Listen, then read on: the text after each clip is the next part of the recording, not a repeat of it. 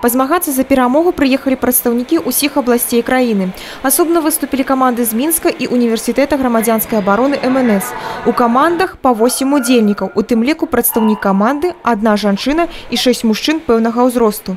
Дарэчы, прадстаўнікі не прымалі ўдзел менавіта ў гэтым спаборніцтве. Для іх крыху пазней будзе арганізавана асобнае.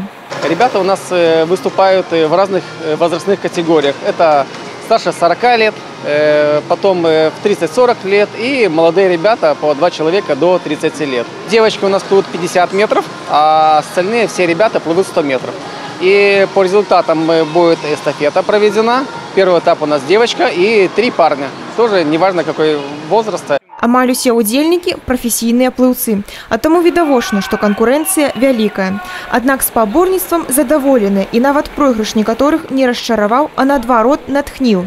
Ёсць да чаго імкнуцца, кажуць. По плаванию сейчас была 7-я, потому что уровень конкуренции очень сильный. Несмотря на то, что вроде бы в хорошей форме нахожусь физической, но очень тяжело конкурировать, конечно. Соревнования хорошие, соревновательный дух, все в порядке. Соперники сильные. Очень много бывших пловцов. Эмоции стабильные такие. Больше адреналин чуть повысился. Давно не плавал. Ну а так, как обычно в основном. Ну я рассчитывал намного лучше, конечно, поплыть. Но физика не позвонила.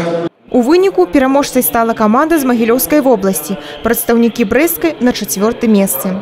Ганна Буйкевіч, Александр Сівецкі, тэлерадыёкампанія «Брэст».